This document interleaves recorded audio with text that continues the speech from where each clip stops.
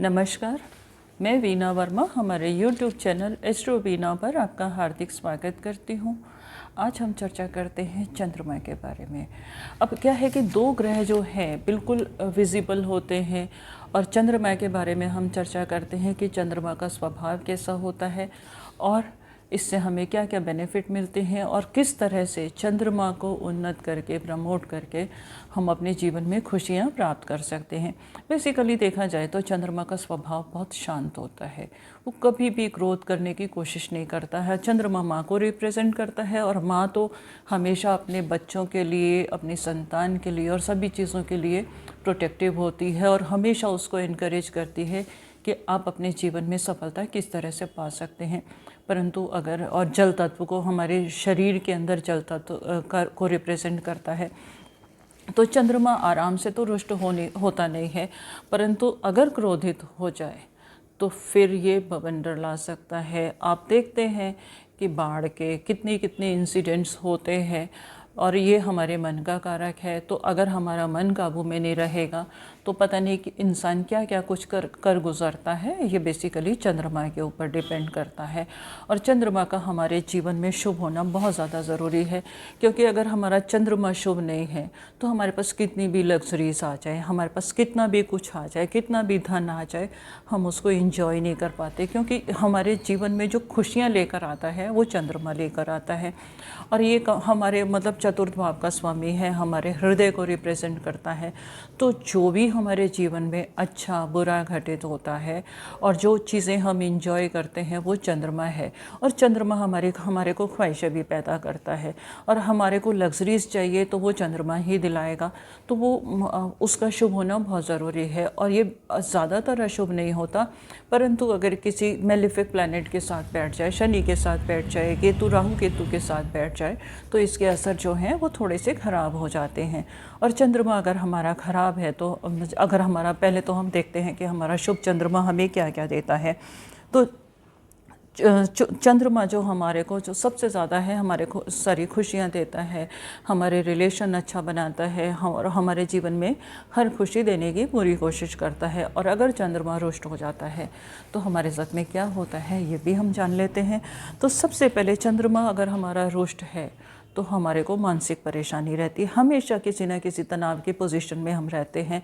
सब कुछ भी हो जाए परंतु हमें ऐसा लगता है कि जैसे खुशियाँ हमसे बहुत दूर हैं और हमेशा अपने आप को बंधा हुआ महसूस करते हैं। अब एक क्या कहते हैं, आप देखिएगा ना, एक नदी अगर बहती रहती है तो वो खुश रहती है और हर जगह जाते हुए खुशियाँ लेती जाती है और नेगेटिविटी को रिमूव कर देती है। चंद्रमा के अंदर तो, पानी के अंदर तो इतनी ताकत होती है कि हमारे को बिल्कुल बॉडी को क्लीन कर देता है। और हमारी बॉडी में अगर जल तत्व की कमी हो जाए तो नेगेटिविटी तो हमारे ऊपर आ ही जाएगी, तो हमारी बॉडी क्लीन भी नहीं हो पाएगी। तो चंद्रमा हमारी नेगेटिविटी को भी रिमूव करता है। इसीलिए तो बोलते हैं कि जल हमें शुद्ध लेना चाहिए। और अगर हमारा जो चंद्रमा कमज़ोर है तो हमारी लेफ़्ट आई में भी प्रॉब्लम हो जाती है, क्योंकि ये लेफ़्ट आई को रिप्रेजेंट करता है और हमारे को ब्रीदिंग प्रॉब्लम भी हो जाती है अगर चंद्रमा खराब है। क्योंकि चंद्रमा पूरी राशि का जो सर्कल पूरे महीने में जो करता है, पूरी 12 राशियों में जाता है, तो उसको 27 से 28 दिन लगते हैं।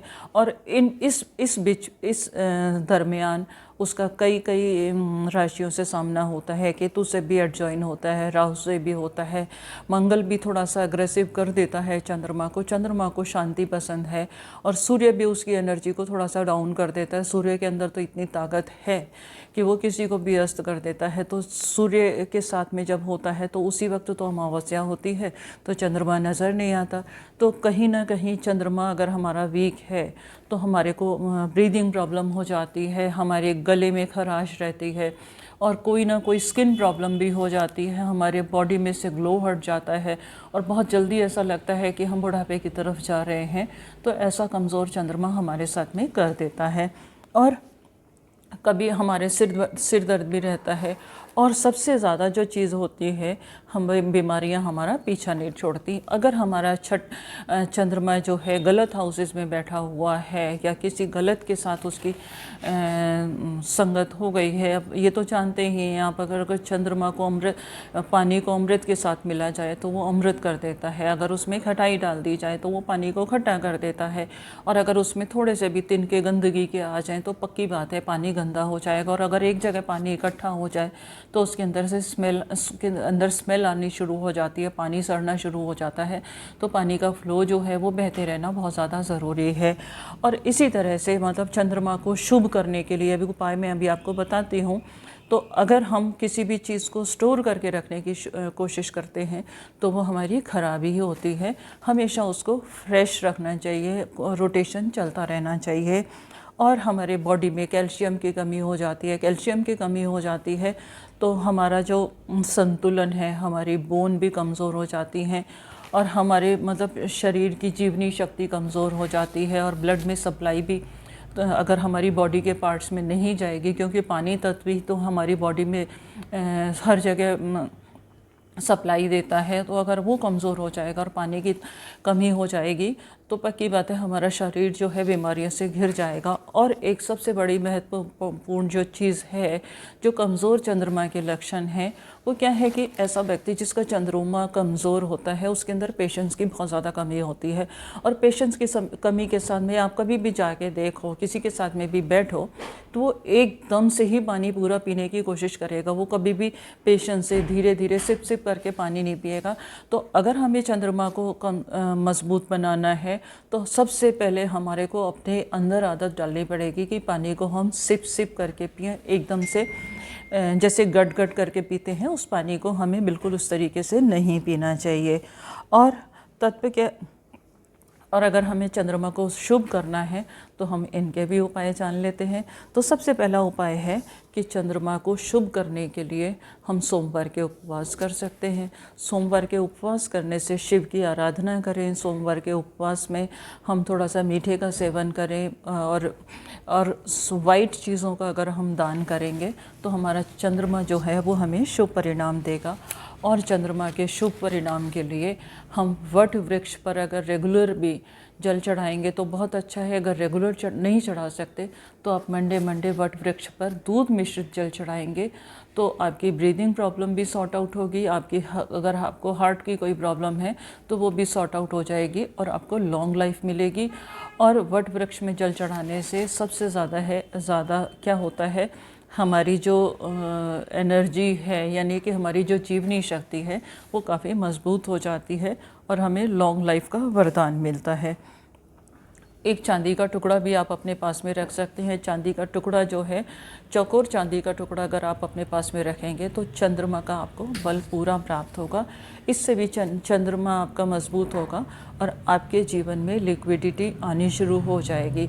बेसिकली हमारे मतलब आप देखते हैं कि घरों में भी अगर हम फ्लोइंग वाटर लगाते हैं तो हमारे जो फ्लोइंग वाटर जो है ये लक्ष्मी का रूप है और फ्लोइंग वाटर लगाने से लक्ष्मी का आगमन हमारे जीवन में होता ही रहता है। और चंद्रमा को शुभ बनाए रखने के लिए और उसके अशुभ प्रभाव ख़त्म करने के लिए आपको एक चीज़ का ध्यान रखने की बहुत ज़्यादा ज़रूरत है कि आपके घर में से पानी की वेस्टेज बिल्कुल नहीं होनी चाहिए। बहुत सारे लोग ऐसा करते हैं कि पानी जितना ज़रूरत है पानी आप उतना ही लीजिएगा पीने के लिए भी, और वैसे भी आप पानी की वेस्टेज बिल्कुल बंद कर दीजिएगा। पानी फिजूल में बहते रहना नहीं चाहिए। और आपके घर में अगर आपके आसपास में घर के आसपास भी आप पानी इकट्ठा बिल्कुल ना होने दें, क्योंकि अगर पानी इकट्ठा होगा तो वो सड़ेगा और आपका किसी न किसी तरह से चंद्रमा दूषित हो जाएगा। और चंद्रमा को शुभ करने के लिए बहुत सिंपल से उपाय हैं।